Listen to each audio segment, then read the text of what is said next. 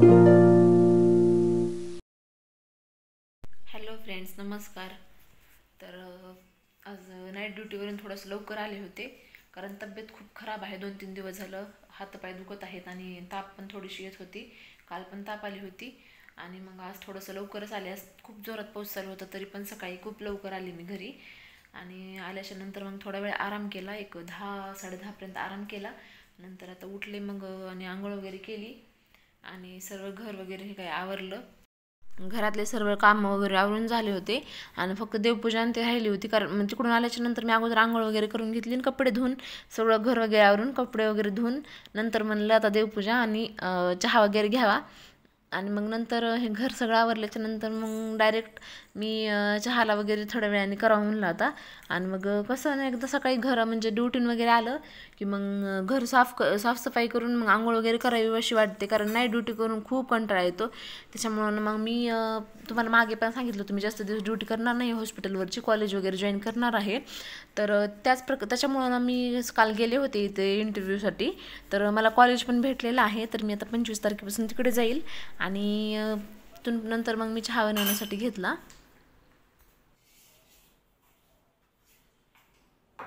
तब्येत खूपच खराब आहे आणि पूर्ण बॉडी पेन पण होत आहे. 2-3 दिवस झाले. कशाने व्हायला काय नाही, मला तर असं वाटतं की नाईट ड्युटीमुळे होत असणार.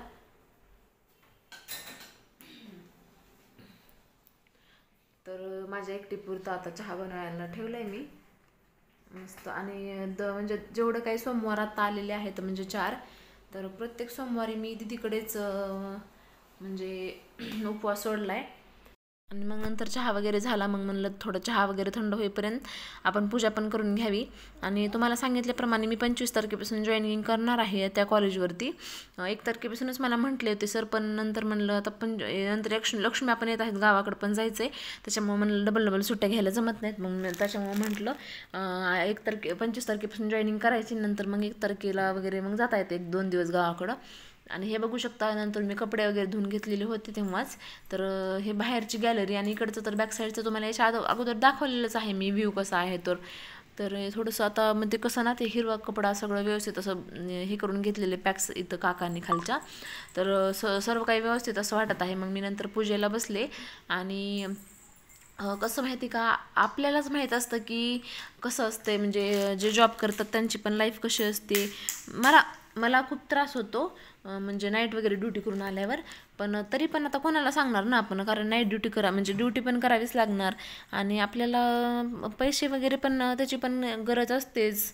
पण ठीक आहे, तर असं पण यांनी एवढं काही हे करत नव्हतं ड्युटीचं. पण सध्या आता मी ते कॉलेज जॉईन केले, मग त्याच्यामुळं ना खूप चांगलं वाटत आहे. म्हणजे जॉब तर भेटला आहे मला. आता 25 तारखेपासून जाणार आहे मी येणाऱ्या.